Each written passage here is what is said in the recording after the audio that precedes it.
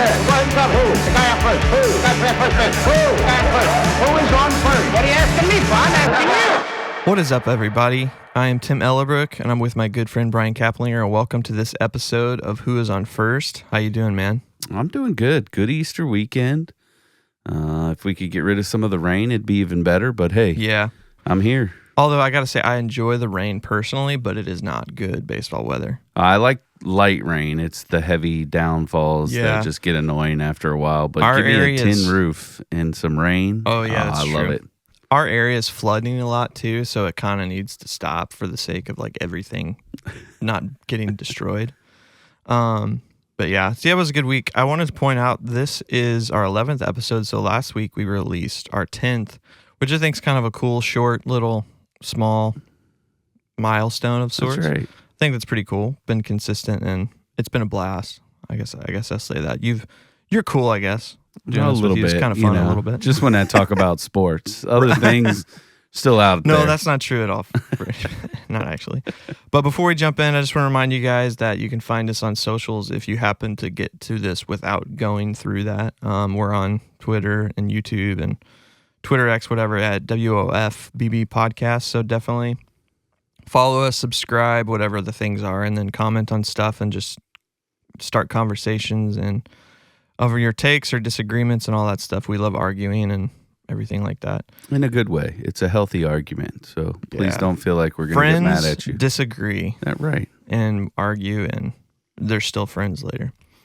For this episode, before we jump into our Cardinals rants, because our team's not doing super well right now, but I think it'd be fun, and you brought this to me, Brian, that to like break down, we're almost at the end of April. If you think about the season started on the 27th of March, so we're really close to almost a month of games. I guess it'll be a month of games this weekend.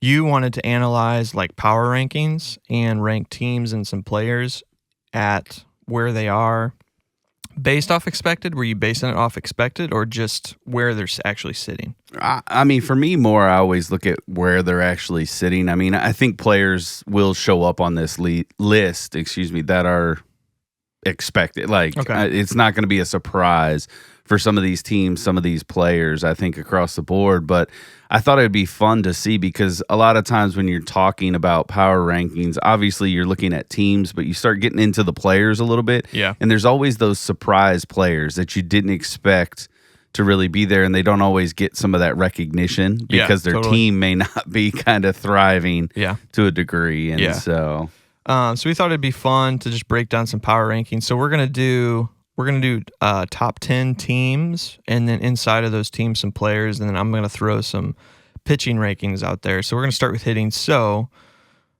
without further ado, what is your number one? Actually, should we start at the bottom 10? You want to go backwards? We can do that. Okay, because I mean- think the top three are somewhat obvious. If anybody's a stat nerd, so let's start at the bottom. So number 10 team for you. Let's do it. All right. So my number 10 team is just simply this. For me, it is Texas right now. They're sitting at 13-9. They started kind of solid, had a little bit of a lull, and kind of picked things back up. For me, a couple players that has kind of driven this, and this is not part of the player ranking, if you will, but you look at Evaldi, he's having 30 innings pitched already. I think he's had 6 starts maybe. Mm-hmm. And so he's just that guy, every team needs that stopper. And so when you haven't won a couple games and you need to be in the next game, that's that guy. And I think the unsung kind of hero for them is Josh Smith. It's not a power type guy. He's only got 1 home run, but he is sitting at 341 with a 512 slug. And so he's doing what needs to be done for the team. And so that's why I kind of brought them in. There's a lot of teams that are kind of sitting around this, 8 to 15 mark that I think could switch in and out. Yeah. That's interesting. They're a little higher for me, but for my number 10, it's actually Tampa Bay. So let me do overall. I'm basing my hitting and pitching rankings on specifically slug, because when I think of power, I think of overall slug. I don't care if you're on base or not. Now, in overall player performance, that obviously is not the case, but slug in this particular ranking is Tampa Bay. And from their hitting wise, Arianda and Caminero have been really good and a little under the radar. Diaz, who is an expected hitter, is not slugging really well at all, but Aranda, is that how you pronounce Jonathan Aranda? Yeah. He's slugging a 677 right now. Yeah, big walk-off the other night for him. Huge.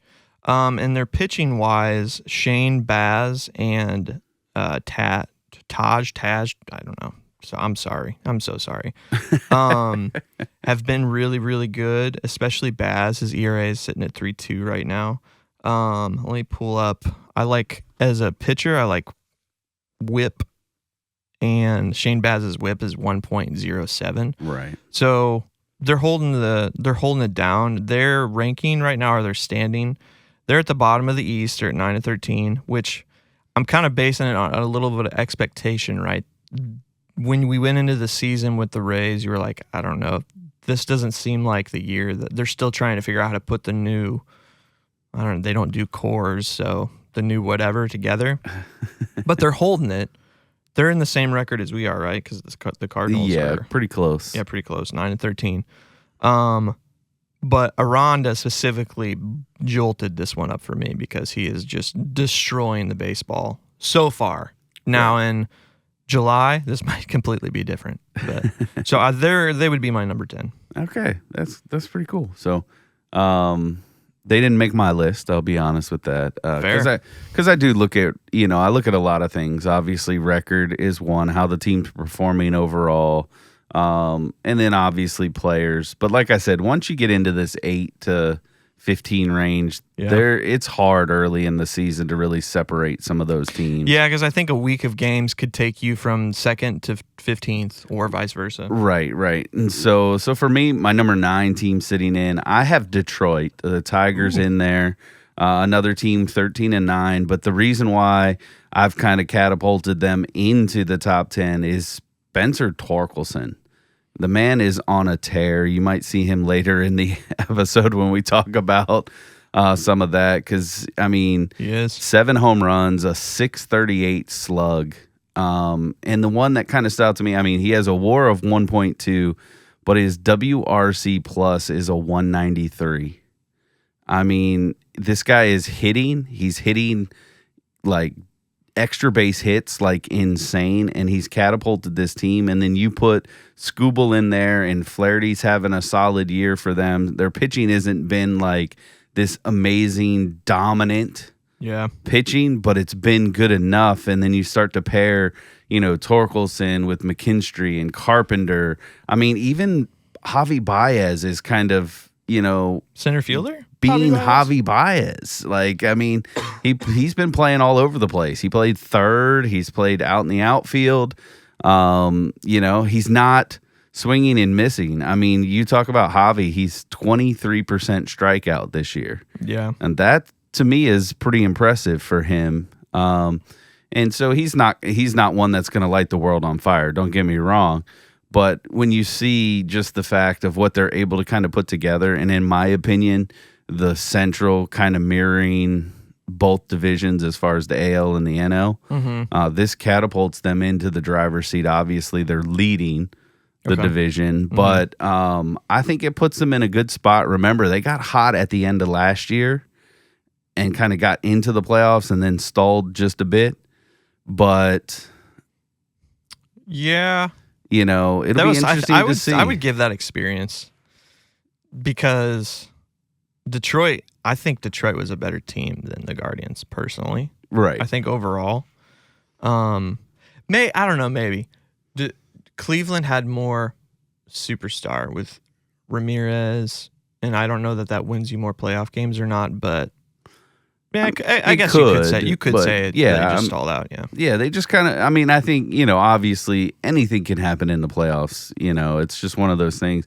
But I think you're right. I think that experience they've kind of transferred over, made a couple good moves in the offseason as far as I think bringing back Flaherty for them was good. Not that I think Flaherty's going to be this top-notch pitcher, but he's good for that ballpark and for that team. And so I think, again, they can go on a run. And going back to Torkelson, I mean, you think about it, this is a guy they sent down last year. Yeah.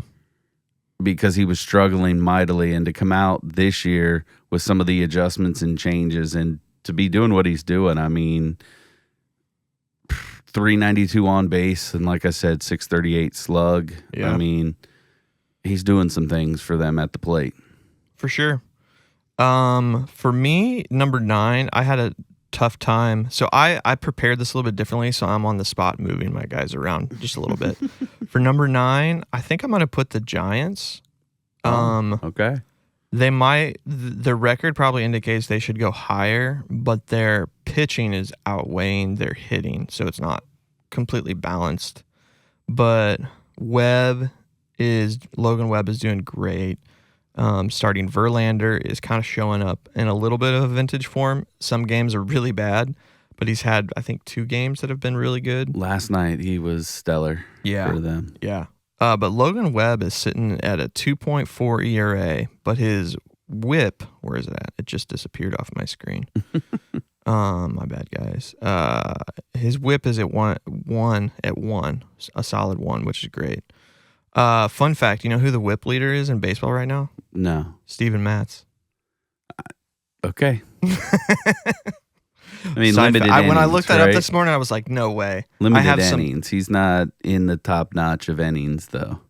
I mean, compared to some starters, right. But because he's only had the 1 start. He's still in the qualification category. Right. No, I make all credit to Steven Matz. Yeah, that has nothing to do with the Giants right now. Jung-Hoo Lee has found some sort of new whatever it is. Right. I did a small, I watched Jolly Olive's video. You familiar with him, right? Mm-hmm. He's fantastic.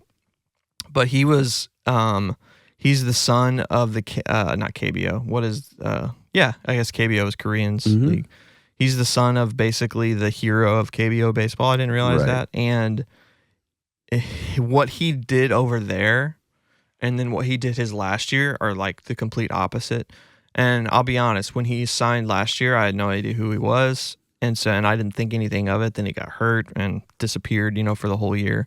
But then he is destroying the baseball. Now he was a left-handed pull hitter that played in Yankee Stadium for 3 days, and that will do wonders for your page. But I still think his average is really high, so he's still making really good contact. And then Yastrzemski is just kind of like, whoa. Their hitting is kind of under the radar, like solid. None of them are superstars. Maybe you could say Lee is supposed to be. Right. But in the scope of all the stars we have, he's not there. Like Ramos would be another one I would keep an eye out for them. I know he hasn't had not a great year so far. Right. He hasn't had a great start, but he did explode onto the scene last year a little bit for him. And so maybe it's just that late bloomer mentality. I traded for him in my fantasy league last year. But yeah, I think their pitching is outweighing their hitting, but again, their record stipulates that, they're still winning games. It's going to be a dogfight. They're obviously sitting 3rd in the West, but the West is filled with the Padres, Dodgers, Giants, and Diamondbacks. All are above 500, 3 of which are in the 600 winning percentage. Right. So, and then there's the Rockies. Right. Well, I'll tell you, 4 of the 5 are on my list. In the West? In the West. Well, and you can guess. You can guess the one that's not. Yeah. What's number? I guess we're on 8. Yes. So for me, it is Arizona. Speaking of the West, I have the Diamondbacks sitting at 8. And some of that is, I think I predicted this back when we did our prediction show, but Corbin Carroll has decided to show up for the Diamondbacks. And nothing pleases me more than seeing that. I mean, a 323 average, a 645 slug, 7 home runs. Then you pair it with his speed, his defensive ability out there. It's doing some good things for this team. And then when you look, it's not really been their starters per se that have really held it down. It's the bullpen for them. Yeah. If they can have the lead late, they've been able to kind of run some big games off. I mean, they beat Chicago 3-2 yesterday. Had a good series against Chicago. It wasn't like this explosive offensive series per se. Yeah. Other than the one game, right? Yeah. I was getting ready to say that where there's like 16 runs in one inning between the two teams, Yeah, but that's Chicago pretty unreal. pulled that one out. That was insane to watch. Like, it wouldn't have mattered to me who won that game. Yeah. That was just a fun baseball game to watch there. Yeah. Especially if 100%. if you're a newer to the game of baseball, those are the games you want to go watch because there's so much excitement there. But yeah, I mean, for me, I think their pitching's going to come around. I think Rodriguez, you talk about Gallen, I think they'll figure it out. Kelly, I wanted to say Carroll, but it's Merrill Kelly. I think he'll be fine. I don't think he's going to be like lights out. Fott, I think will figure out and kind of recover a little bit there. Just got paid to do it, so. Right. So, sometimes that throws you off a little bit. So if this bullpen can be consistent like it is right now, I think they got an opportunity to run some teams down. Again, they're 13-9. They're in the mix. We talk about the West is really going to be, a dogfight all year. It wouldn't surprise me if 3 teams aren't coming out of the West as far as for the playoffs. You got your division and both wild cards, I think, ultimately will probably come out of that unless they beat up on each other in divisional play. Which I think in our episode where we did guesses, I think we said 3 East teams and 2 West teams, and it's opposite. Right. Right. It is. And because nobody knew Atlanta was going to do what they're going to do. Yeah. For my number 8, the team you said before, I'm going with Detroit. Honestly, for the same reasons, them and San Francisco, I think, could flip-flop. They're the AL and NL representations of each other. I believe in this record-wise, they're running the Central, right? Yeah, 13-9. Yep. Torkelson is an interesting figure because the last 2 years, he's just been nothing. And yeah.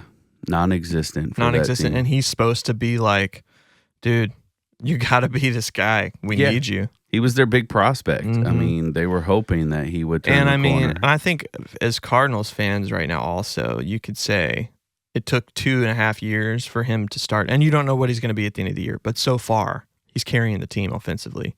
Mastrinsky, you said. Carpenter is really great. Sweeney, a little bit underrated. Riley Green doing normal stuff. But I would say it's Torkelson and Carpenter, and then on the pitching side, it's Skubal, Mize, and Flaherty for me. So pretty much the same reasons, close to the same reasons. Mize with the 2.2 ERA right now. Yeah. So we jump into 7, and for me, this is where we finally start to see, some household names, if you will, because I've got the Yankees here, simply because of their offense. I mean, right now, that is just dangerous. You look at the slug up and down for them, and it's insane. And again, I know a lot of it you're talking about. They played a good portion of games at home, which helped them.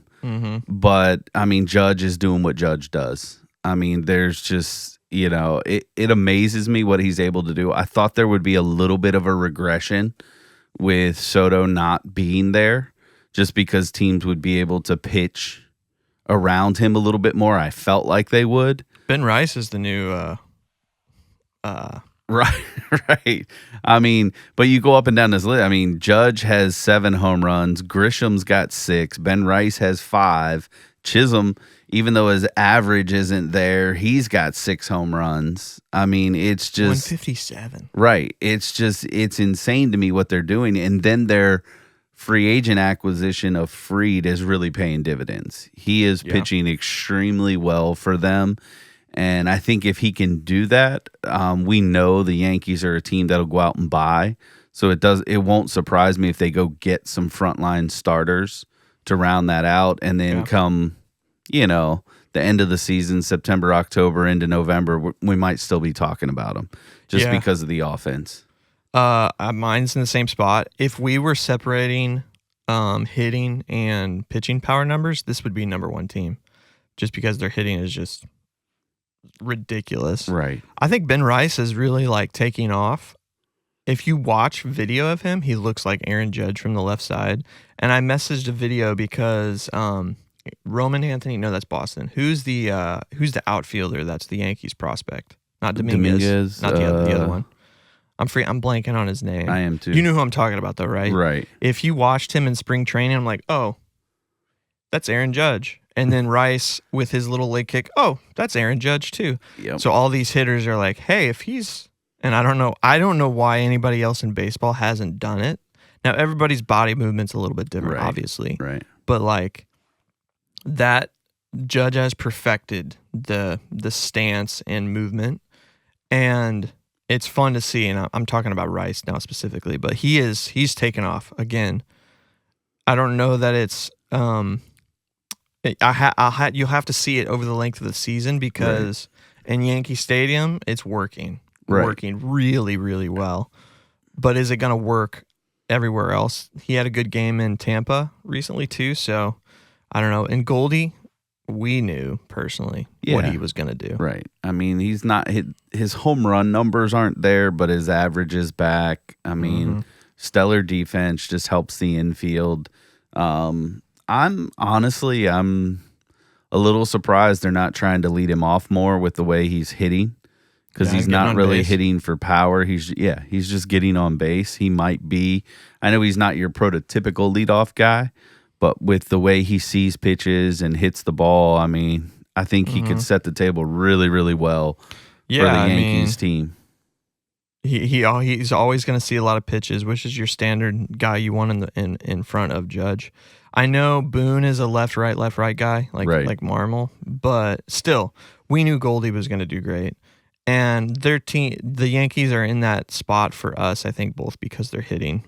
Fried's been great. Rodon's been Right. The pitching is definitely something they got to work on. I mean, obviously, they don't have any. I mean, right. I mean, that's pretty much it. That's why I say they've got to find some things there. But if this offense is going to play at this level consistently, you can get away with some rough starts from your starters. Absolutely. All right, number 6, I think we're right. Yes. Go ahead. This is where San Francisco sits for me. And pretty much the same reasons that you had. I mean, Lee is just kind of shown why they went after him the way they did. I was kind of like you. I mean, I knew a little bit about him, but wasn't really high on him. And then when he got hurt, I was kind of like, yeah, see, I told you so. And now he's making me eat all of those words. And again, I want to see it in the long run. Obviously, sustainability is going to be the biggest thing for him. As far as can he make sure he doesn't become one of those injury-prone-esque type of players. And if not, I think Ramos will come back around for them. And so I think their offense will catch up to their pitching. You've talked about this a lot, and I hated to admit it, but you're right in this. They Write just that down, can everybody. pitch. They just find a way, no matter who is on their team, to pitch. And if you think about how they won in that 10-12, and I'm not saying the Giants are winning the World Series this year, but that those teams were all pitching and random hitters that were just hitting right at the right time. And so, so not to belabor the point, but, same things you said moments ago is kind of the same feel. I just have them a little bit higher because I think they're doing it at a really good clip right now. Yeah. So, surprisingly, the Dodgers are my number 7 because expected versus reality, right? They have the best team on paper because they have almost all of the superstars in the game on the same team, but they're all hurt, or a lot of them are hurt. And Trinan just got put on the IL. Yes, I did see that. So Trinan's on the IL, Snell's on the IL. Who's the other one? There's one more pitcher that's on the IL, I thought. I could be. No, you're right. Is it Gosselin? Maybe. That could be I think that's who it is. Their hitting has been good, but Tommy Edman is their hitting leader. Now, we love Tommy Edman, but if your roster looks the way it is and Tommy Edman is the one leading, that's a problem. Now, at the end of the season, is that going to be? Probably not. And when I say probably, I mean, no, it's not going to be. Right. I guess you could hold out and it could be, but Yeah, when Edman is your leader in the hitting categories, that's an issue. Yamamoto is just nails right now. Yes. Pitching wise, he's the current ERA leader at 0.9. Right. Nobody can hit him right now. Right. And Kirby Yates just gave up a walk-off, I think 2 days ago. Yeah, to Texas. Yeah. Megamind himself. Yeah, legend. He, for me, is, I think, still really solid. He's got some great, actual stuff. But the LA Dodgers, I think, for me, compared to what expectations to what reality is, why they're down at that. And, I mean, hey, World Series hangover is a real thing. I mean, Texas went through it last year, and they were just kind of mid all season. But, yeah. Oh, okay. So I only did 9. I didn't realize that. Oh. So I have to add 1 at the bottom, but you can slide it down. So for me, next up on that list, so really in my 4 spot would be the Cubs. I have the Cubs sitting here. Obviously, Tucker's doing Tucker things. I think the big surprise for them has been Carson Kelly in limited games. He's only played 12 games, but the dude is insane right now. I mean, he's tied with Senga and Tucker for home runs. Mm-hmm. His average is insane. His slugging is at a 971 because of that. Yeah. And that is, to me, it just insane. You talk about the WRC plus 284 right now. Now, hear me when I say this. There is no way. The team or a player? No, him. Wow. Him. Carson Kelly? Carson Kelly. Yes, that's what I'm St. Louis saying. Cardinals legend Carson Kelly. Exactly, right? Now, there's no way, with all respect to him, you're not sustaining that level of play all season. But, I mean, the simple fact that in 12 games you were able to accomplish that is still a heck of a feat. At part-time playing time, right? Because he's not everyday starter. Yes. And so him and Amaya have been going back and forth in that catching role. And I think if you are the Cubs, at least while he's hot, you got to figure out a way to get him on the field. Yeah. And I know that stinks because Amaya is kind of their guy that they want going forward in that. Yeah. But that's really just kind of what it is for me. I mean, PCA is kind of doing his thing. You know, he's getting on base. He's causing problems on the base paths. And as long as he can continue to do that, I think the Cubs are going to be fine. And for me, it's not even how he gets on base. I don't care how he gets on base. If it's a base hit, awesome. If it's a walk, if it's a bunt, I mean, it doesn't matter. He just has to find a way to be on base. PCA needs to watch that MLB Network video that Victor Scott did. Right. I mean, that's a completely homer take. I'm not again, this is just me, so all of you PCA lovers out there, go for it. I'm not a big fan of him. Yeah, same. But at the same token, I can't devalue what he means for this team and what he's able to do. I mean, he's sitting at a 310 on base right now. I still think for him that needs to be higher. And he's done a good job over the last little bit of increasing it. Yeah, that's true. He started off really rough. At the beginning of the season, your numbers are supposed to be really elevated. But I mean, you could also we talk about Contreras, how really low. But if he's just going backwards and he projects up the whole way, the numbers will end up being the same. Right. But I agree with you. Right. Because I mean, and again, you look in comparison, a 404 on base for Tucker. Yeah. And I wouldn't say that Tucker's one that has to have a high on base. I would want to look at his slug more than I would look at his on base. Yeah. And so that's why I say, for PCA, it's got to be on base. It's got to be that had number. A day off yet? Has he played every game? 24 games. So yeah, he's played every game. He's played every game. I'd be interested to see what their lineup and what they look like when he's not in there, because he's not gonna play 162. Well, and I think some of it for him is also they've had him at DH. Oh, a little bit. Oh, okay. So he is getting some days off in the field. Yeah, but he's been hitting, and so so that's there for me. But yeah. Mine next is Cincinnati, actually. Okay. I would put Cincinnati at number 10 for me since I only had 9. I could see that. The first 2 weeks were horrible. They've pitched really well though that entire time. Hunter Green has been pretty nails. Abbott's been pretty decent. Nick Lodolo has been really good. And that was the one thing I was knocking them at the beginning of the year. I said outside of Hunter Green, I didn't think they had anybody. But right. Maybe it's the what's his name effect. I'm blunt. Tito. Maybe it's the Tito effect. I don't know. But Ellie De La Cruz has like turned another gear the last probably week and a half, I'd say. Is just, I mean, he's a superstar and he's playing like a superstar. Friedel has been pretty good. Yeah. Gavin Lux has been okay. None of them are like jump off the page crazy. Like Ellie De La Cruz is the slug leader and it's a 4.48 slug. And we were looking at Torkelson and he was in close to the 700s. Right. So no one's like jumping off the page, but I just think, I guess I'm basing it off the start and the improvement that they've made in the entire month. How they're even sitting above the Cardinals in the rankings or in the standings. In the Central, they are, I think, third place. Yeah, They're at 500. I mean, it's a 500 team, but their run differential is the second best in the division. Cubs have a 41 run differential. The Reds have a 32 run differential. And it's completely based on the fact that they're pitching crazy good. Well, and they also had a 24-2 game against Baltimore. Oh, shoot. I forgot about that. Yeah. It was based off of that. So they exploded. Right. So, yeah, what are they going to be at the end of the season? It's probably a 500 team.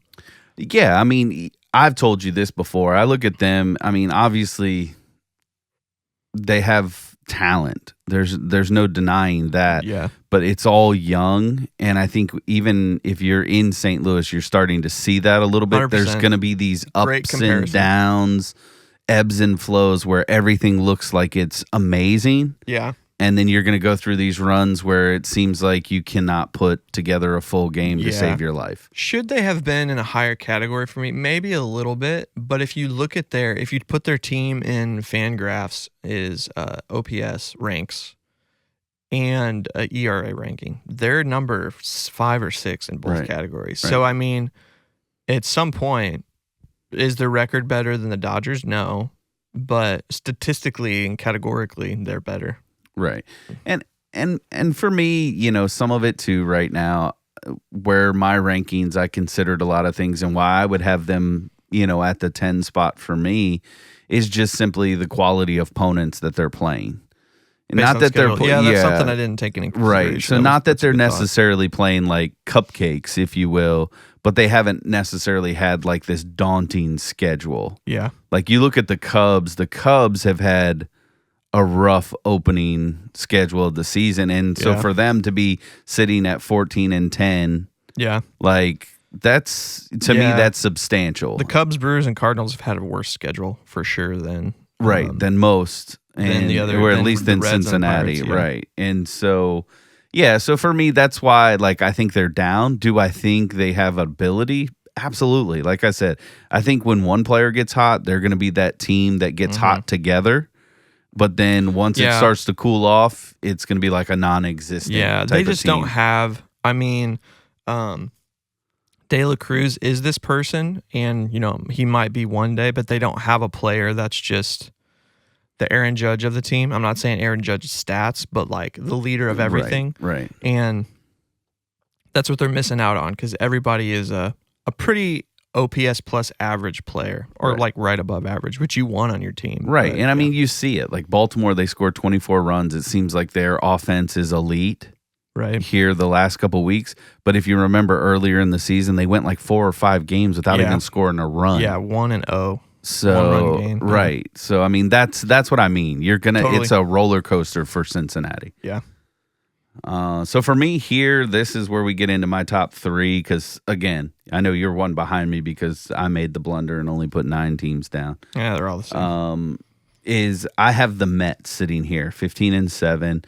I think the surprise for me, honestly, did not expect to be saying these words because this is another guy I'm just not a big fan of, but is the polar bear, Pete Alonso. I mean, he's... Big, strong guy. Right. He's doing what he's supposed to do for this team. carrying the weight, 718 slug, 218 WRC plus. I mean, those are big numbers.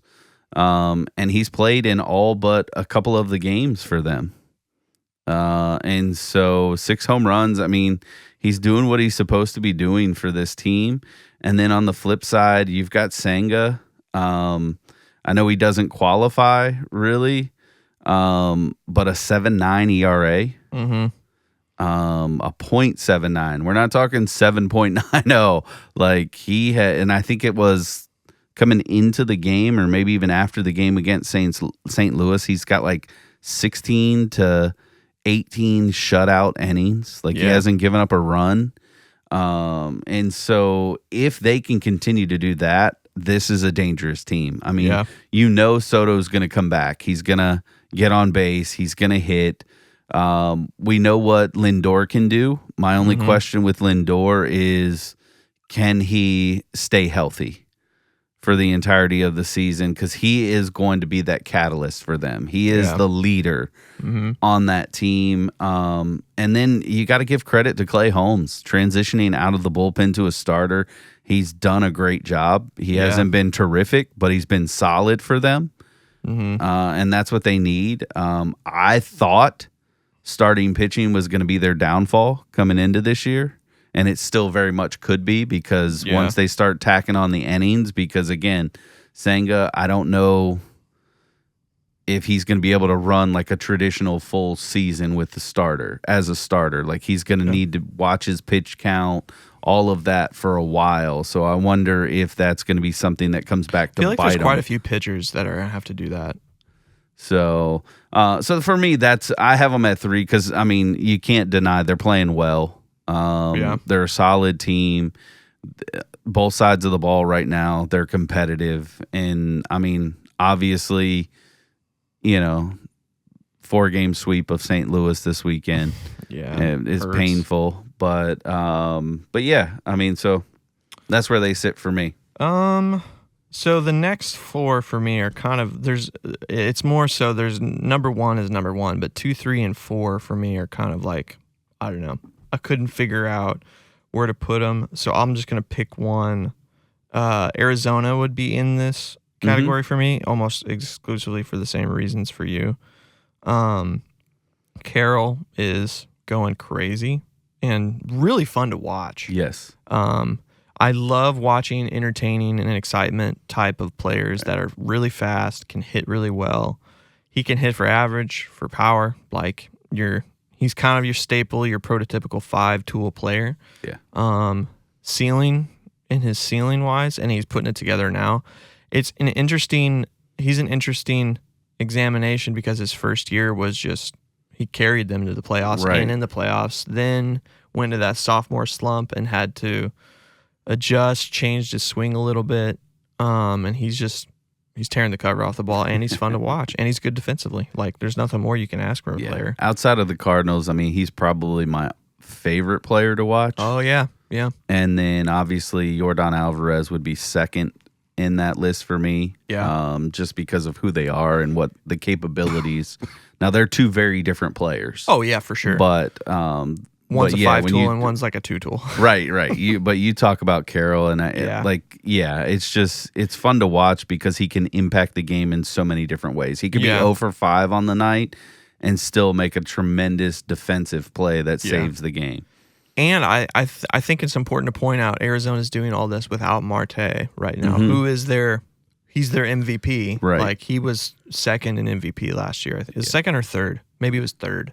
Right. 2 or 3, whatever. And real quick to go, like, Carroll is the closest thing, in my opinion, that we've seen to Mike Trout in his prime. Whoa, you think that type of power? Because of, if you're looking this year. Well, sure, he's on a heater. Right. But, like, that longevity of power, is that his game? I don't know. That's what he did in the offseason. That's where he focused in the offseason. So we'll see if it pays off. But I'm talking right now, appearance-wise, 5-tool player can affect the game anyway. I think he's the closest we've seen to Mike Trout when Mike Trout was in his prime. I would put more of a comparison on, and maybe this is exactly what you're describing. He's a it is ceiling a better player than Kyle Tucker, or he's a Kyle Tucker player with speed. Yeah, so which Mike I guess, Trout. yeah. Okay, fair. You can next one for you. All right, so for me, this is where top two, and I hear what you're saying because I'm going to say this team and you're going to kind of cringe a little bit, but it's the Dodgers. I know they've lost all their pitching, but I mean, they're still doing what they're doing. Oh, yeah. I mean, and so for me, that's where it kind of sits. So you hit it. I mean, Strength of schedule. Tommy Edman is insane. We knew he was a good ball player, but I don't think anybody knew he was going to come out the gates and do this. Like, I don't know if just something he's found some new eating regimen in LA or what. But to have 7 home runs and be amongst the tops in Major League Baseball and home runs is insane. His versatility has been great. Ohtani starting to get back to form a little bit, and so that's going to be a big help to them. Betts will be fine. He is, exactly who he's supposed to be.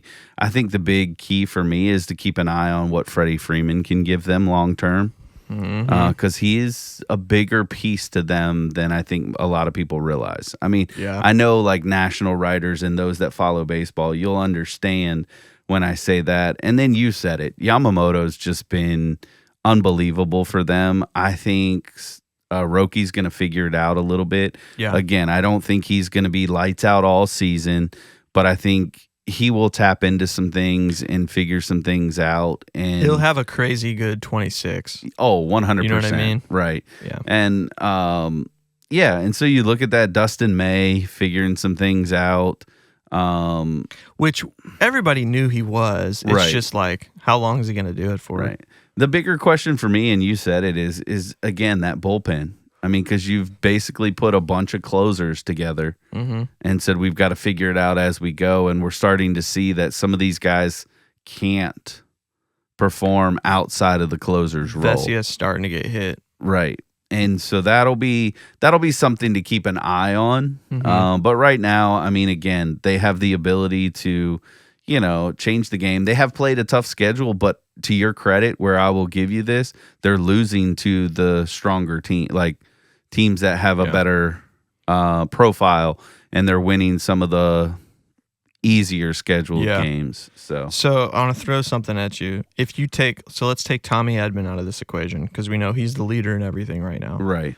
If you take away Ohtani, Betts, and Freeman out of that roster, so we're taking away Ohtani, Betts, Freeman, and Edman.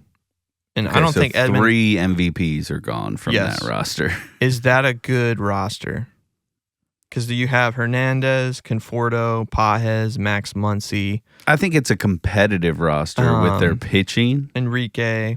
But I don't think it's... Yeah, you're not looking at them exactly in this... And now, Betts, Freeman, Ohtani, they're all Hall of Famers. Right. 100% they're all going to be. But they're really close to that decline stage just because of age. Maybe. Ohtani, not so much, but... Well, yeah. But is he going to pitch too, or is he just going to hit? I think... You know what I mean? Yeah. I mean, I think the lore of him wanting to pitch is just more rumor. I don't think he pitches this year at all. Maybe... That's an interesting take. I thought the same thing at the year. But I guess the point that I'm making is their superstar, the lineup superstar they have. Freeman's close to the end, and he's been on the injured list twice already, and Betts has been on the injured list, and he's getting off really slow. So I say all that to say that... But I mean, don't undersell. Like, Will Smith is a stud catcher for them. Yeah. He's really good. I mean, Teoscar Hernandez, so it's 2. He has pop. He can hit the ball. He plays well. Yeah. But Hernandez is also getting old. Teoscar, I mean, yeah, he's 32. So, there's no doubt about it. When you look up and down this lineup, it's an aging team. 30 years and older for the majority of their... You're right. The pitching is what makes them insanely competitive. Yeah, and that's going to be the thing. Now, and again, I think you start to look at it. You get outside of their starting rotation, even their bullpen, age is an issue. Yeah. At some point, they're going to have to reset all this in that regard. Yeah. But I think, I think that's why you're also starting to see some of the rumors of James Outman going to Chicago for Louis Bob. Like they're trying to figure out a way to start to bring in some younger pieces, but he's 30 or 29, 30, 31, and he's an injured riddled player too. Right. I mean, but so they're still going to need Enrique. You think about it. I mean, what would you say 27 to 32 is the prime for an MLB baseball player? I think it's it's like 27 to 31 or something like that. And so when you go up and down this list, I mean, they're on the end of it. Will Smith is 30. I'm not saying they're not competitive this year. I'm just saying they're really close to. I mean, because what if Freeman is just constantly getting hurt again? His contract's almost over already. Yeah, he's not re-signing if he's hurt all the time. But that's and again, the Dodgers strike me as a team just like the Yankees. If that happens, they're going to make a move for a first baseman. Well, sure. I mean, it wouldn't surprise me if they don't call us and go, "Hey, is Alec Burleson available for first base?" And then he goes out there and becomes a stud for LA. Like the Dodgers would be the one that would make the move that would somehow have us get rid of Herrera. And then put him in first base. Don't put that evil on us. I know. Don't put that. Get rid of that juju. No, but I can see they would be the team that goes, "Hey, Nolan, come on over here. We need you to play first base."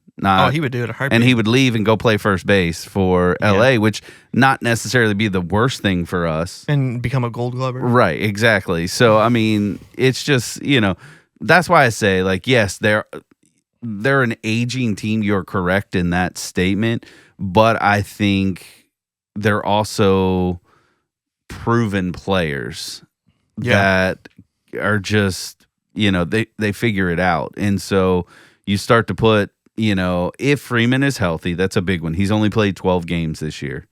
So if he's healthy, you know what he can be. I think they're playing the long game. I think they know they've got a roster that can get them to the playoffs. And I don't think they're as content on winning the West as a lot of people think they were just going to run away with the West.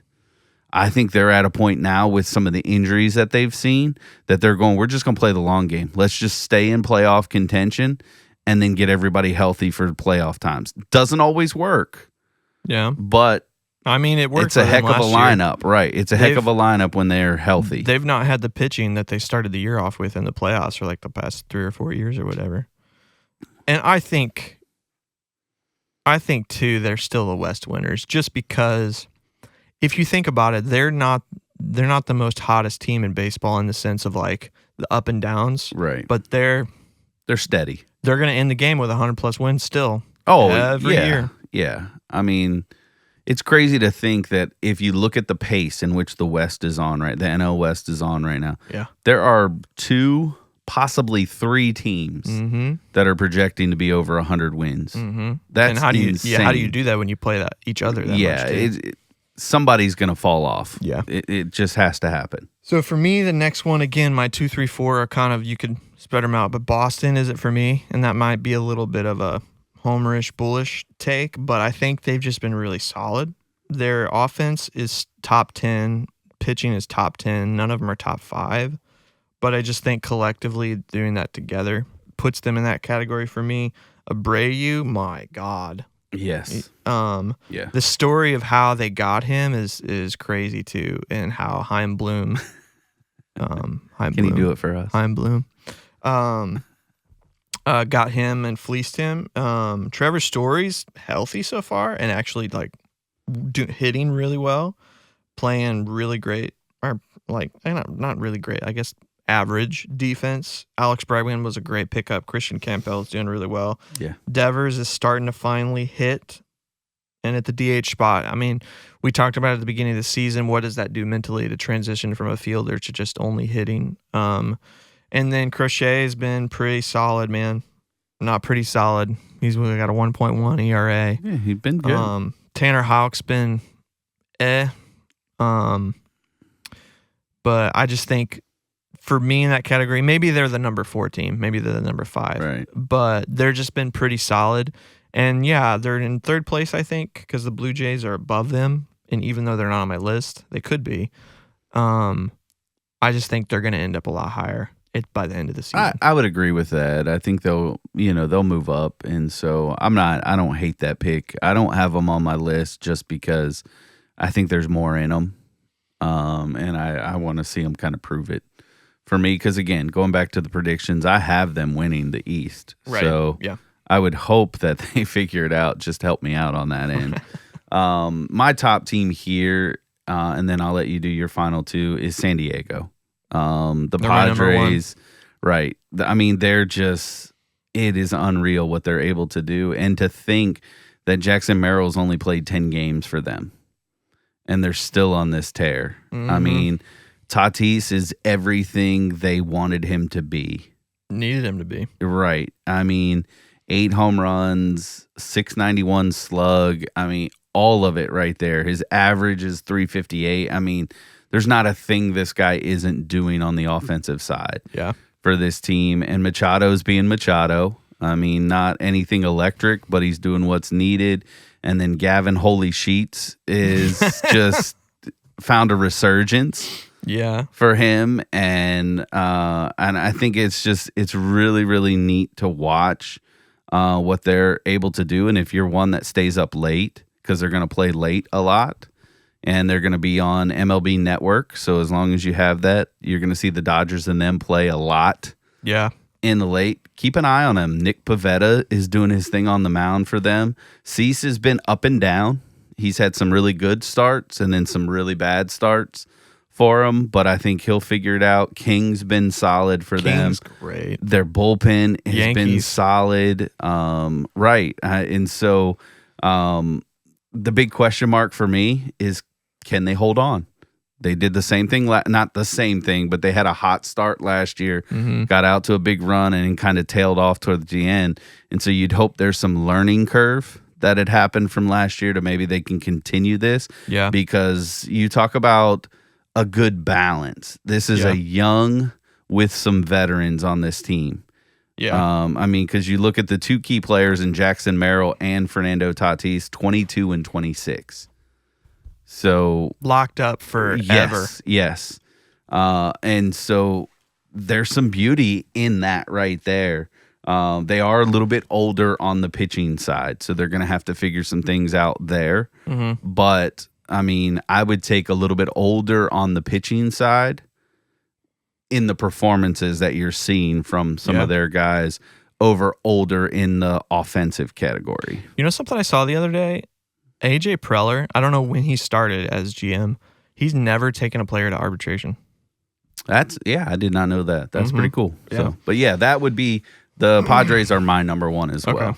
So my number two is the Cubs. Okay. And for honestly the same exact reasons that you said. Ian Happ's playing really, really well. I like him in the leadoff spot too. I think that was I think that was a great idea. Sees a lot of pitches. Kyle Tucker has been better for them than I thought he was going to be. I thought he was going to have that really slow start. You know, like Soto's a perfect example. When you sign with a new team or you go to a new team, it's a weird adjustment mentally because I think we can take away the consideration that players are humans and you mentally have to get comfortable. You got to be okay with yourself, confident in yourself, get along with new players of which you've partially met because you've probably seen them on a field or play against them, but a new clubhouse. There's so many considerations I think that we as fans and watchers of the game don't consider, but it's been a stellar start. Just been an incredible start. Pitching has been really solid for them and has been, Mr. Mike has been really, really good. PCA, I'm still pretty down on. I think he's in a hot stretch, and every player has a hot stretch. The way he swings and the way he is, I don't know, just very eager at the plate. And now he's really young, obviously. So I don't know. I need some more length from him to see, some more stats. And this is a person that obviously is obsessed with Victor Scott II, who's doing the same thing right now. I just think they're really solid. Their power. And Michael Busch, my Lord. Yeah. What the heck is going on with him? Right. Just destroying the baseball and taking, and I mean, they've played in Wrigley and it's been really windy and it's been to their advantage. Sure. Still, other players or other teams are playing at Wrigley and not doing the same thing, except the Diamondbacks that one did. Right. And then, my number one is the Padres for all the same reasons. They're the best team in baseball right now. Yeah, hands just down. completely across the board. Right. King is really fun to watch pitch. I like it's kind of like the reverse Josh Hader. Yeah. The right side Josh Hader just going around your body. They're super, super fun to watch. And they're doing it without Manny Machado. Like, he's okay. Yeah, I mean, he's... And who's the shortstop? That was the Bogarts. second baseman, first baseman, no shortstop. Xander again? Bogart. Bogarts, yeah, is being okay. So... Yeah, I don't expect much from Bogarts. I mean, I think he'll be around there for a while. I think he'll be, that average-ish player. Man, he's making a lot of money for that. That's Right. We all should strive to be like Xander Bogarts. Right. It's like the Chase Daniels in the NFL, if those that listen are on the NFL side. Or, the Miles Michaelis, to strive to have that much job security. Right.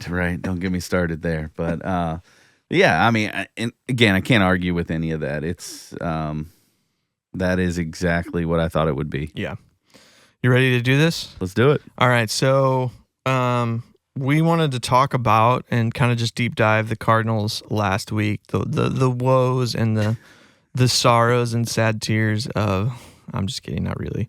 But they're obviously slumping right now. They came off a great 2 series wins from 2 of the best teams in baseball, Philly and Houston. Houston is obviously hitting wise really slumping right now, and they're still trying to figure their groove out. But their pitching is incredible, as we saw. Hunter Brown is really, really good.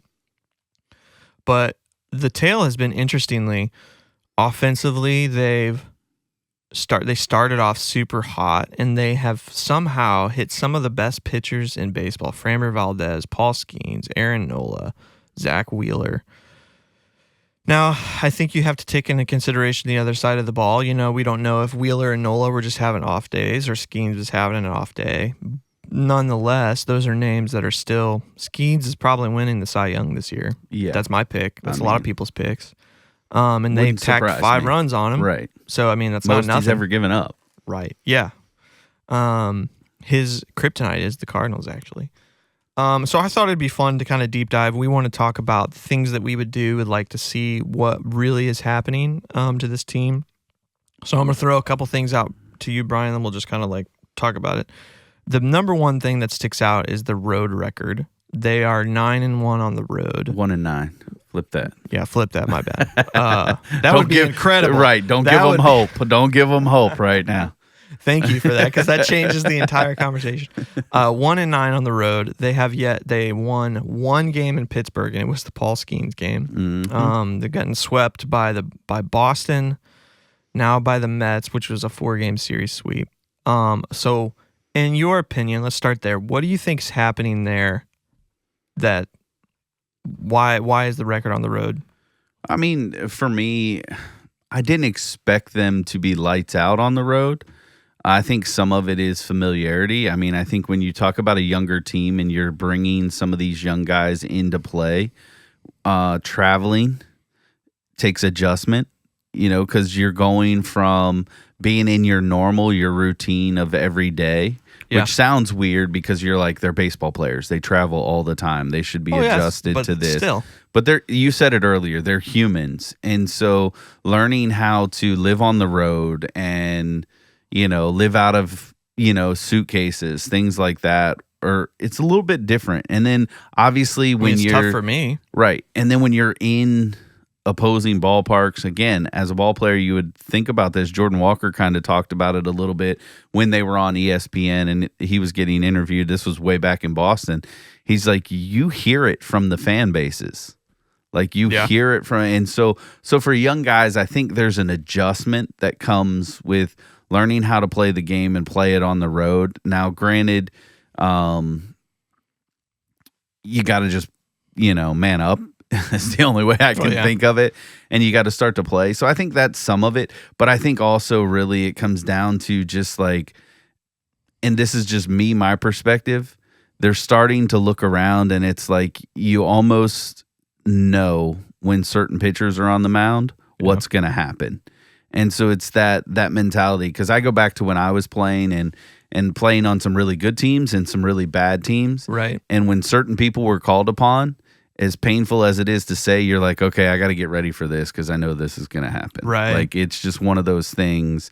And to some of the pitchers for the Cardinals, to their credit, over the last week and a half, maybe even 2 weeks, they've actually pitched fairly well outside of a couple players. The offense has fallen off. But again, I think this is the woes of a young team. We talked about it with Cincinnati. You're going to have ups and downs. And as much as I think Arenado's having a solid year and a bounce back year, Willie's not.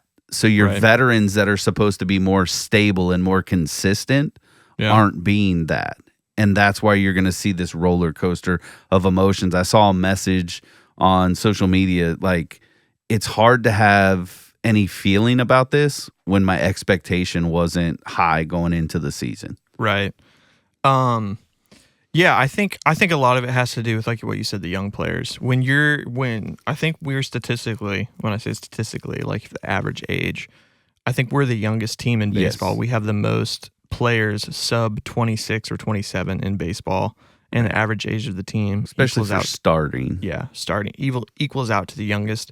And I think that's part of it. That's the ups and downs of it, and also that's the entertaining part of it, right? Because you're watching to see what this player does today, does tomorrow. Okay, what's his improvement look like this week? You're not necessarily looking or paying attention, should be paying attention to the record, the team record, because at the end of the day, this team was from the get-go, as many as, mixed signals that the team has said, it's set up to see, okay, what players are going to be around and we want to keep around for next year and build, what players are we not? So you're kind of looking at that. And I'm going to throw something out to you. I got to give credit to this. This is Bernie Miklasz. He sent this tweet out, and I thought it was a really important thing to point out. But the Cardinals are 1-9 in the first 10 games. In franchise history, only one team were worse than them. They started out 0-10 on the road, and that was the 1960 team.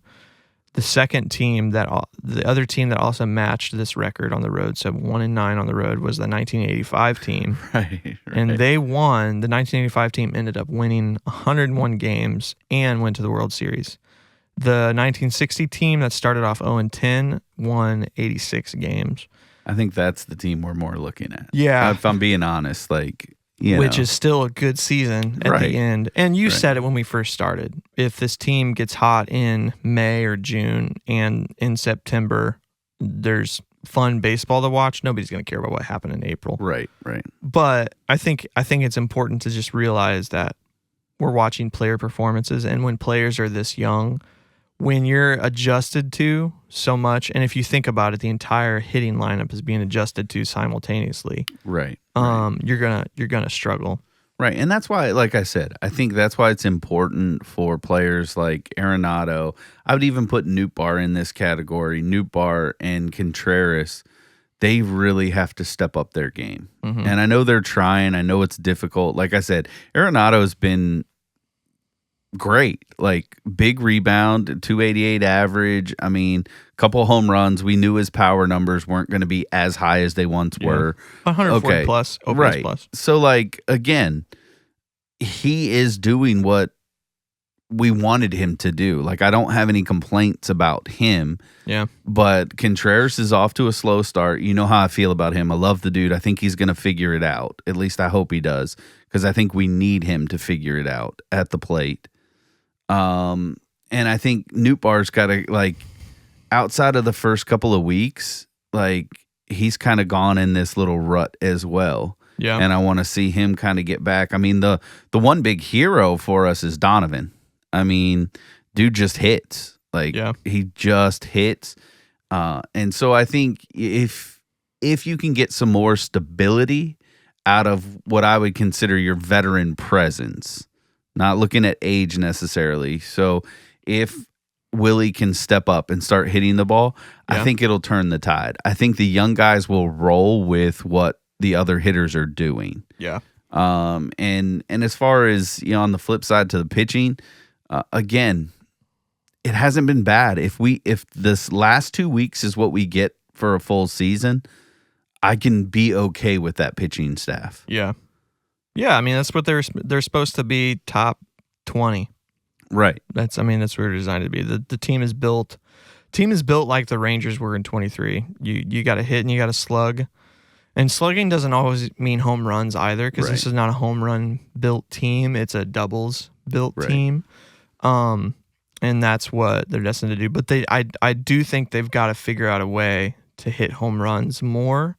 And you can't sell out for power. And I'm not a person that likes to see, tons of Pete Alonso swing and miss. Yeah, swing and miss. I'm not that type of person, but every game you can't need 4 hits to get 1 run. You've got to find a way to get, a walk and then a homer in games. Well, and Brent Brown's a little more consistent. Talked about it. Like, yes, there are moments that contact is more important than slug. And players for it too, specifically. Right. And I think right now what's happening is in the moments of slug, there is some swing and miss gap. Like, I think you look at Gorman. Now, again, Gorman hasn't gotten the amount of games that I would have liked to see him get. Yeah. Right. And I want to see if the power comes back around, because he is making better contact. He's learned once he gets 2 strikes to cut down and put the ball in play. Doesn't mean his strikeouts are going to be eliminated. He's still going to strike out at a fairly high clip. I think it's just less than what it was in previous years, which is important. The undersell for me is I don't think we realized how important Ivan Herrera was going to be to this team offensively. Mm-hmm. And you talk about only playing 7 games. He's our home run leader, because I even have this in my notes. No power and none in development. We don't have a power hitter in our minor league system, at least not one that has shown to be. We thought Baker's up, and he was going to be that, but he's a bench he's bat. Be up for much longer, if I'm being honest. Right. And then we were hoping Walker would develop with some power, and we're hoping Gorman's power plays. We've seen it, but it hasn't been consistent. Yeah. So let me throw something out. The strikeout leaders of the team are Contreras at 29 strikeouts. Right. Jordan Walker's at 26 strikeouts. Right. Walker has, where is that at? Plate appearances. Got to follow the line over. 81 plate appearances. Contreras has 90. So they've played. Contreras has played every day. Gorman has 30. Wait. Sorry, I got to find these numbers. There's a lot of numbers on my screen. Gorman has 32 plate appearances and only 8 strikeouts. Right. Luke and Baker has 33 plate appearances and 8 strikeouts. So they're kind of close to the same clip. Right. It's not bad. Jordan Walker's strikeout numbers are pretty abysmal. Yeah, they're going up. I mean, you look at, and I go by But the he's 22 strikeout years old. percentage, right? Yeah. So Ciani leads the way at 35 as strikeout percentage. Beautiful. Right. Which is, he's a speed contact guy. Like, that's what he's supposed to be. He has 17 plate appearances, though. Right. And that's why I say it's minimal, right? But he's only walking at a 5.9%. That's the other problem I have there. And we can get it, because I will go on a massive rant if we go there. But then you're right. Contreras at 32, Walker's at 32, Wynn's at 31. Those are things that have to change. Now, again, Wynn's been injured. I want to see what it looks like when he comes back. Yeah. Pages being at 28. Okay, it is what it is, because I don't think Pages was supposed to be our offensive hero. Again, 7 games. I go back to what I was saying. 7 games for Herrera, 4 home runs. The dude was just hitting the ball. That is, again, a fluke injury, unfortunately, but I think one that really stole the momentum, and that's why 100%. We're seeing some of the regression. I think, too, you can't underestimate what Wynn provides for the team. If you look at his numbers overall, they're not great, but the last 2 weeks that he played before he got injured, maybe not even the last 2 weeks, maybe the last week, he had started to turn it around. He started making contact again, and his strikeouts towards the end before the injury got really low, and he was starting to hit a whole lot more. And he's also he's the face of the team, I would say, probably still. But yeah, I think the Ivan Herrera thing is a big deal. It's hard to compare this, but who's the OPS leader to you? You might have it pulled up, so it's I do. It's Sagasi. You're right, and he's sitting at 989. Of Ivan above that is at 1.5. Right. So that's almost a 600 number difference. Right. And below that, it's Pozo, who has been here for a week. Right. For real, yeah. Like, what's this team? We can develop catchers. Then Donovan at a 927. Right. And then below that, the next is Arenado at 847. Newbar, for me, has fallen off quite a bit. He is swinging and missing a lot the last week or so. And I think that's part of the problem. If you think about the success we found at the beginning of the year, Newbar was seeing a lot of pitches and getting on base a lot, and when we made a contact, it just worked. He has a lot of swing and miss in his game, I think, and kind of always has. But the game in particular yesterday really bothered me that he would only take a 2-pitch at bat. He needs 6 or 7 pitches at minimum to be successful. Like, that's just his game. So for me, he's got to stay taking pitches, and then when it's in the zone, just foul it off. That's his game. And I think we also can underestimate the table setter. If he has a successful at bat, what it does for everybody behind him, even if he doesn't get on base. But if he swings at the second pitch, and then it's a terrible pitch to swing at, and it's I don't know, maybe I'm wrong because you played, obviously.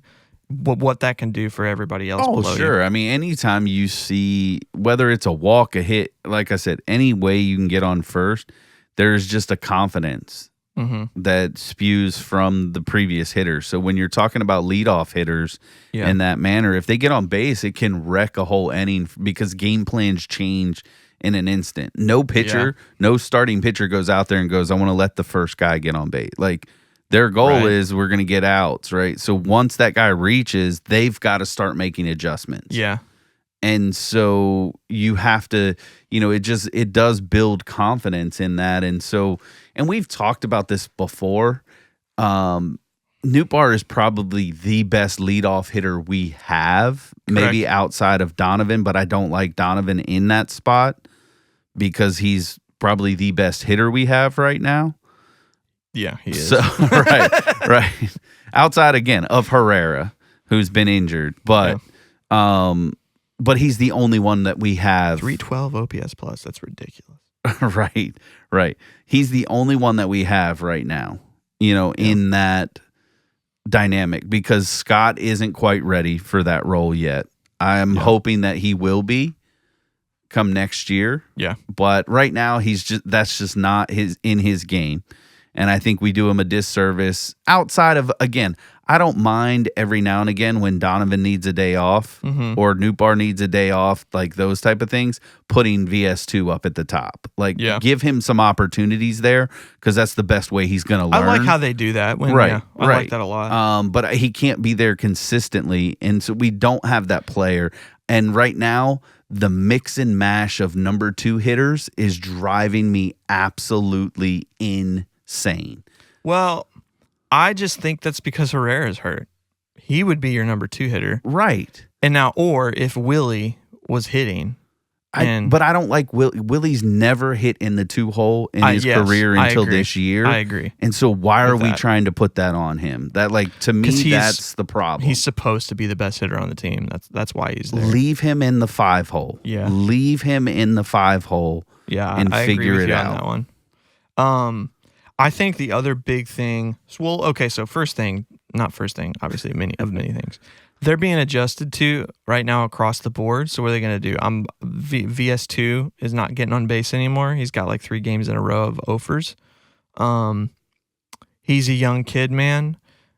You got to let him try and figure it out. Right. Same thing with Walker. Right. It's going to be painful to watch sometimes, but you just got to let him go. You got to let him get to that below that Mendoza line and see if he can get himself back up. It's not fun, but that's exactly the point of this season. And I think the thing too, you can tell the body language difference. Obviously, when you're not winning, your body language is going to show. So you've got to find a way to get these kids, because they're kids, to, have some fun again. chest up, Right. up, have fun, just laugh, go Right. play some ball. It's a kid's game.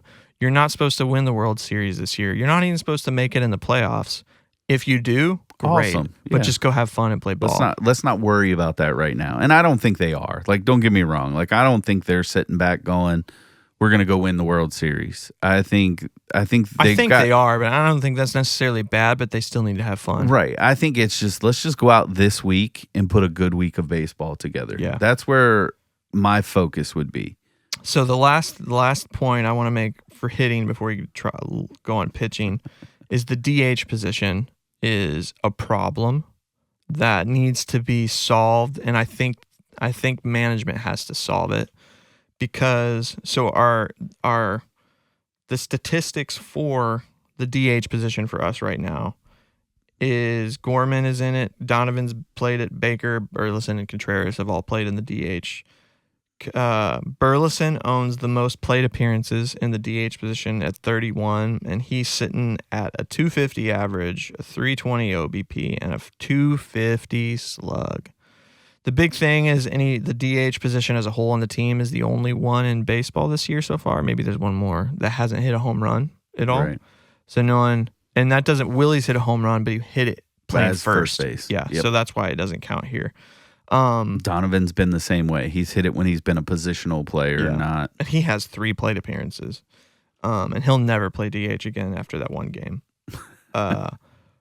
Gorman hit a home run playing second base. So and Baker has been the DH for most of the time. Right. I don't think Baker saw the field at all, actually, because Burleson No. plays backup first Right. base. So I think, in my opinion, that position has to be swapped and figured out.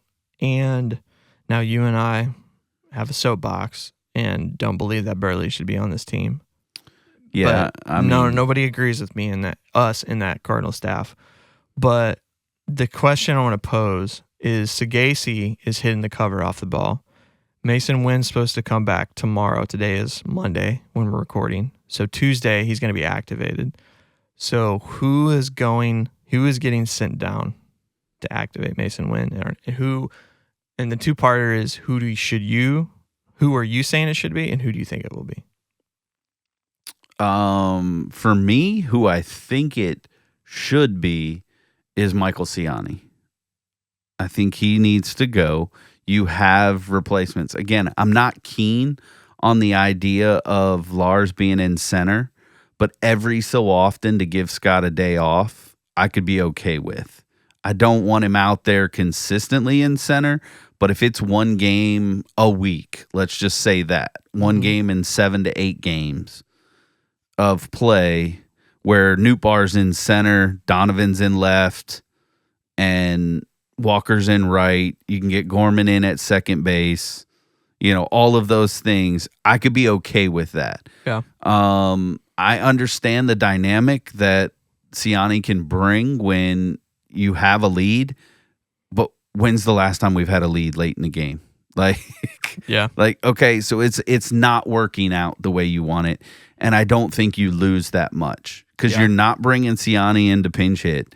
What have we seen the last whatever? You're pinch hitting Baker or Burleson, and then as soon as they get to first, if they get to first, Ciani comes in as a pinch runner and then stays in the game. Yeah. Which, again, understand that is fine with me if that's what you want to do, but you've got Donovan who can play in the outfield as well. Yep. He's proven to be good. So he's your fourth outfielder. Stop carrying 5 to 6 outfielders on this roster. So get rid of Ciani would be my thought. Who I think's going to go is Baker. Baker's going to be out because he's not seeing the field. He's not hitting. Sagasi is your right-handed hitter that's got power. He's got doubles machine. He's got to stay up. And so, unfortunately, I think Baker's going to be the odd man out here and is going to end up back in Memphis. And I think both of my actually takes is that. And I think that's a good thing because the thing he's here for is to slug against lefties, and he's not doing it. Right. and you don't want to put him in the field. He's the third first baseman on the team, and he's not a good one to begin with. Right. And again, if you need another first baseman, Donovan. Yeah, Donovan 100%. can play he can catch if you need him to. And I think that's the move. Does that fix the DH spot? Maybe, because so I'm trying to think how this would all pan out. Who's going to be the DH against righties? It's either going to be Sagasi or Willie in this spot, because you could move Donovan to first, put Sagasi at second, and DH Willie. Or if you want to DH or put Willie at first base against, depending on the schedule and the rotation of off days and all that garbage works. Right. Sagasi could technically DH. He's a more valuable fielder. Right. But he could still. Right. I mean, you could even put, if you need to, again, you could put Gorman at DH. Yeah, but not against righties. They probably would want to righties, avoid. I know want you. him. I'm sorry. You're against talking lefties. Against lefties, Right. They should and they could, but they won't. That's what I'm saying. But that's my thing. You still can, because you could put, if you need a break for Scott, move Nootbaar to center, put Donovan in left, put Sagasi at second, and let Gorman DH. Yeah. Like, you could do that. Like, I think there are two on the offensive side. There are two moves you could do right now. This would, in my opinion, this would make the most sense, right? Obviously, Baker goes down. I think Siani goes away. So 3. And trade Burley. Trade him. I don't care what you get for him. Just move on from him. And then you keep Sagasi, bring up Barrero just as a bench player, because he can play the infield, he can play the outfield. He's another right-handed bat. And then whomever you want from the left side. Maybe it's give what's his name? The outfielder? Yeah. Oh yeah, I know what you're talking about. Kaperniak. Yeah, Kaperniak. Give him an opportunity from the left side of the plate to see what he can do. Yeah. Because those guys that I've mentioned, Baker's going to go down. Siani, you could send him down as well if you want to. Let him try and figure some things out. Yeah. Bring those two guys up, because it gives you so much flexibility in the scheme of things. Because Barrero could then play center field if you don't want Nootbaar out there. And he gives you a right-handed option in center field versus the left-handed option. Yeah. So, and I think that is valuable. Right. So when you're talking about lefties coming in, to me, that makes the most sense. Now, will they do it? Probably not, because for whatever reason, Marmol has just locked eyes with Michael Siani and is starstruck with him. I'm stuck on a song right now that I can't. It's so inappropriate. Yeah, I think the only tricky thing is, and I mean, it's tricky in the sense of they're humans, but Baker's at the point in his career, if you're going to send him down, he probably doesn't need to play here anymore. So you got to trade him or release him. If he's not tradable, you got to release him. Right. And they don't make those moves in April. They're going to wait till June or July to make those. And which means Barrero's probably not coming as much as he should be, because he's being wasted. His at-bats are being wasted in Memphis in the sense of they're not the most amazing at-bats, but they're bench at-bats we could use, I think, up. Right. Siani is the same. If Barrero is here, Siani doesn't need to be here. Right. And again, I don't know if they're you may have to maybe trade those guys for cash. You're not necessarily going to get a player for either of those guys. I think there are teams out there that could use both of them. Yeah. You're just not going to get this massive return. You're just, you're basically just clearing roster spots is what you're doing. Yeah. So that you can bring up some of these other guys. That's basically it for me. Burleson's probably the only one I could see where you could actually get some value out of him. I'm not saying it would be high, but you could probably get another solid reliever.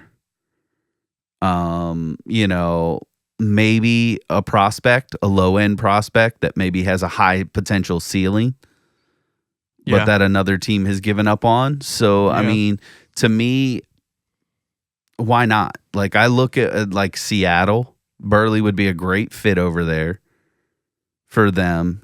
And you're not, like, obviously you're not getting any of their MLB talented players. But look in their farm system at a guy that you pick and say, he's got a high potential ceiling, but he's not living up to it right now. Maybe if he comes to our system, we can unlock something. Got to let Heim Bloom cook there. Right.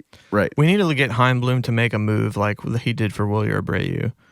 That move of giving Houston, what was that catcher's name? Carantini? Is it Carantini? Yeah, I think so. Boston traded Carantini, so 3 months of Carantini or 2 months of Carantini. Now Houston won the World Series, but they got Abreu for him. Right. And look at what he's doing. Yeah, insane. Burleson is confounding to me because his expected stats versus batting average stats are really good, but his swing decision stats are just really piss poor. Just really, really that's bad. a nice way to say it. Yeah. His chase rate is just 70%. Right. Now, the thing about it is the contact on the chases is also super high. Right. But he's chasing. Well, and everything. And it's not good contact. Like, that's a deceptive number. Yeah, 100%. Well, yeah, the point is the chase rate. That's what's bad. He makes contact with chase. Sure, cool. But it's a weak chasing. ground out. Yeah. And he doesn't have the speed to beat it out. He doesn't, there's not a lot that he has offered. Has he had a couple moments? Sure. Every hitter is going to run into a couple and drive it off a wall or out of the ballpark occasionally. But to me, and you made this statement, and I wasn't ready to accept it when you made it, but now I'm like, okay, I'm done. He's a certifiable rally killer. Yeah. I mean, anytime we have multiple guys on base, he's a double play machine, it seems like. I'm not saying the stats will say that. Ground out machine. But he's a ground out machine. He swings at the first pitch. He's at a 38% swing rate, which is, 40%. So it's almost 40%. So 4 out of 10 times. Last year, his first pitch swing percentage was 43%. So, it's come down, small sample size. The more he plays, that number is going to go up, obviously. Right. But you brought this point out about how the at-bats and the approach that Brant Brown has initiated in the team, and you've seen it across the board, the patience of most hitters has been really good. Victor Scott's become more patient. Gorman's patient. Walker's patient. Burleson is not patient. No. He is the complete opposite of the approach because he's going to make contact. He's going to make contact 72% of the time on all of those bad pitches out of the zone. But bad contact or contact can be bad contact in the sense. Right. So for me, they need to solve the DH spot. Yeah. They've got to get success out of the DH. And I think Baker's going to go down now. And Burleson's still going to take the DH because they're going to keep him until whatever. Yeah. But he's got to get better, or Gorman's got a DH, in my opinion. As much as he's going to strike out more, which he is, and it can be infuriating, the ceiling is higher for me. Yeah.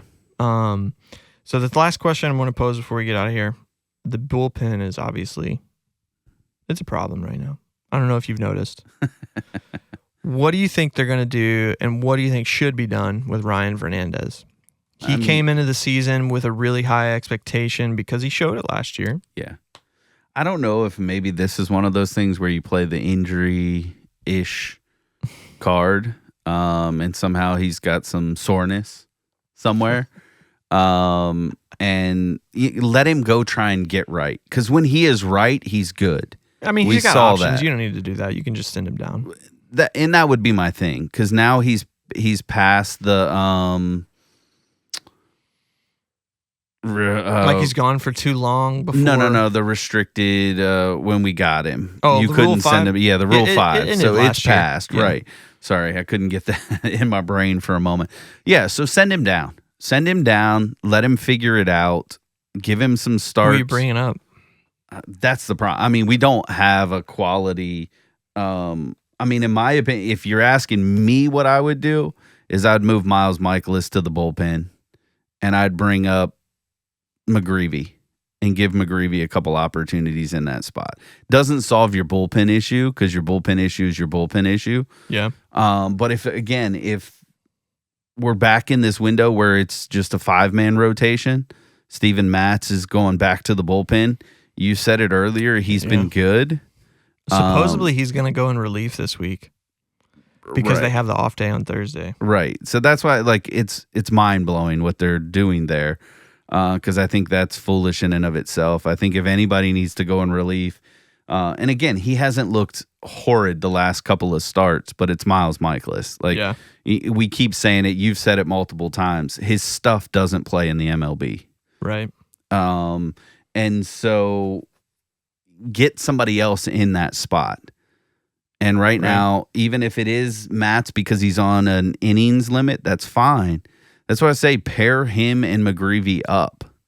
Yeah. And let them just go together or whatever. But again, that doesn't fix necessarily the bullpen issues. I'm trying to think. I mean, so I think Riley O'Brien is probably going to be the one. He's primed, right? That comes up just because there's no 40-man moves involved, and we know that Mo doesn't like making 40-man moves. Right. Andre Granillo is a person that I would love to see come up. Munoz he's not available yet. I don't remember when his 15, because when you option, you have to wait 15 days, right? Yep. But Granillo's got a .8 whip right now. I would like to see King go down as well. Yeah. I mean, he may not be able to. I know his age is up there. And then you could bring both of them, O'Brien and Granillo. Well, Granillo needs a 40-man move. He's not on the 40-man. This may make some people mad. Just, let go King. I mean, I know he's a lefty, but he's a lefty specialist. No way. Why? What has he done for you lately? He had one of the best years last year. He's slumping right now, but he is in the level of no. I'm not getting rid of him. Okay, he's staying for me. You're gonna figure out how to make him work right now. Well, he's just not reached the level of like Fernandez is an 11 ERA and is throwing everything when he comes into play. Well, then why not do something like with Roycroft or somebody like that where you can DFA them? They're not going to go anywhere. If you're gonna do that, anybody be Lotus. Yeah. I don't think we're ever going to see Lotus. Right. So DFA him, get him off the 40-man. He's going to stay on your team. And if somebody like, let's say, the Rockies decide they want to pick him up and pay for him, it's no loss to you. Right. And then you open that 40-man spot up. Yeah. That would be the only move. I just don't think they're going to do it yet. So Bedell is on the 40-man, I believe. Let me confirm this. Let me just pull up ye old 40-man roster. Guys, hang on one second and let me figure this out. But Roycroft I could also see as someone that is going to come up. Right. Because he's eligible. He's actually doing really well right now. And what about, I want to see a little bit more of Savanson. I think decent. Yeah. He looked decent in the one inning that they gave him. Yeah. So, that's why, even last night, you go to that Mets game and we're still in the game and they put Fernandez in the game. Yeah. It's like, why not give somebody else an opportunity at that, like Savanson? So the options that are available is Roycroft, Roby, Robersa, O'Brien, Munoz, Lotus, and Hintz, which he doesn't apply. It's on the IL, and Graceffo. Right. So starter best. Graceffo is the starter backup. Right. Roberse is also the starter backup. And then McGreevy is also the starter backup. I mean, I think you're right. If Fernandez goes down, O'Brien's going to come up. I mean, it's either O'Brien or Roycroft. I think it's got to be O'Brien because they want to see. I mean, he's got an electric fastball. He has shown that he can pitch at the MLB level. It hasn't been consistent yet. Yeah, he had an appearance, was it yesterday or the day before, that was 3 strikeouts in 1 inning? Yeah, so I mean, I would give him another opportunity while Fernandez tries to figure it out. He qualifies as someone for me whose arm is being wasted in AAA because he's only got a certain amount of bullets left because he's injured all the time. Right. So, so bring him up because eventually somebody's going to get hurt and Fernandez is going to come right back up. Yeah, is kind of basically how it's going to. I'm really curious what they do with Lotus's spot because he's the kid who graduated from. He's probably an awesome dude. Graduated from Wash U. He did something spectacular for their pitching program with some computing stuff. And it's like you don't want to sour a personal fan of your team type thing, but he's not going to provide anything for the team. Right, and it's not a good organizational move just to keep somebody on the 40-man. I appreciate the gesture, and if you weren't if there wasn't a struggle and a need for that spot, sure, fine, leave him there. Doesn't bother me at all. And the thing is, Matthews is going to need a 40-man spot. Now he's injured right now, but he's going to need one in September. Right.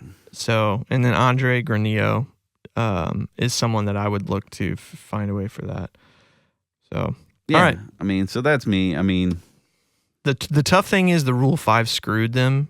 Yeah. The Rule 5 protection screwed them because they had to put Roby and Hintz on the 40-man. Right. Or they're going to lose them. Was never going to see. Hintz is never going to see the 26-man at all this year. Right. But you have to have him there because he's and too they can't valuable. Release him. Right. He's too valuable right now, even though and he's not going to pitch struggling. for probably 2 years. Yeah. That's just really, the hard tough. part there. The last thing I'll say, and then we can kind of close on this. You might have some thoughts too. I think it's also time to start considering again, maybe reviving some of those conversations in regards to Nato.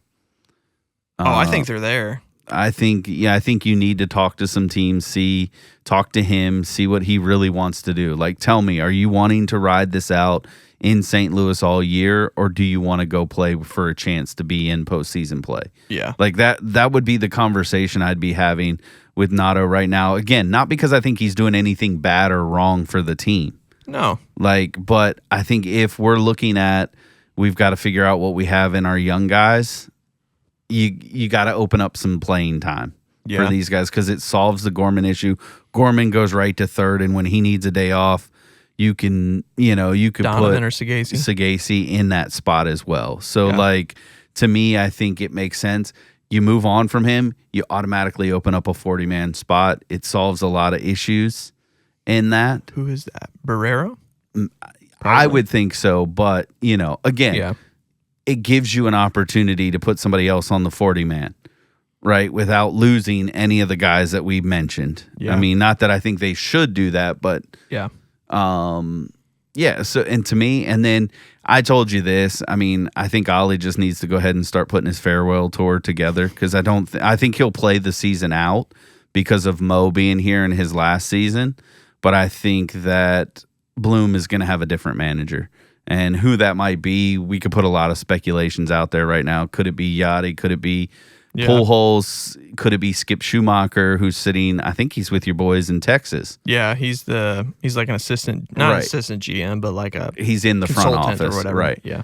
So I could see that move coming down after the season. I don't think anything's going to happen in the season, but if you're going to do this full sale change to the younger guys. Mm-hmm.